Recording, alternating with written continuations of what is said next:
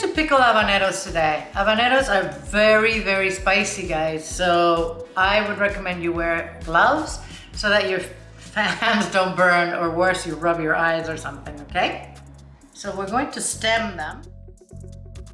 These are gonna be spicy whether you take the seeds out or not. So that is up to you. They're still gonna be spicy. I'm gonna go ahead and seed them and take the membrane out. And then I'm just gonna slice them.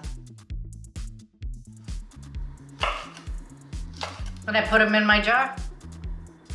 I'm doing 8 habaneros. You do the quantity you want. All right, so I put them in this little jar. I'm gonna add a little bit of coriander seed to this. Not necessary, optional. You can also use mustard seed if you want, or nothing. I am adding 2/3 of apple cider vinegar into this pan. We are not going to dilute this. We are going to just use apple cider vinegar. I'm gonna add a teaspoon of sugar. If you don't want to use sugar, that's fine. This will help it, ferment, and it'll balance the vinegar, but it's up to you. And 1 teaspoon salt.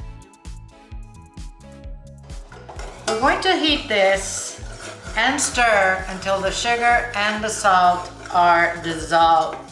I'm going to pour the hot liquid into my jar. By the way, guys, make sure when you're pouring hot liquids into your jars that they are heat proof. You don't want them to explode on you, okay? I'm gonna press it down. I'm gonna let these cool down, and then I'm gonna put them in the fridge, and we're going to let them pickle for a good 3 days before we taste them. These have been in the fridge for 3 days, so now let's give them a try. These are very spicy. If you're not into spicy stuff, these are not for you.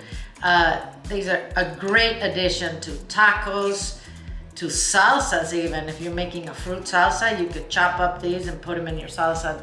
Delicious.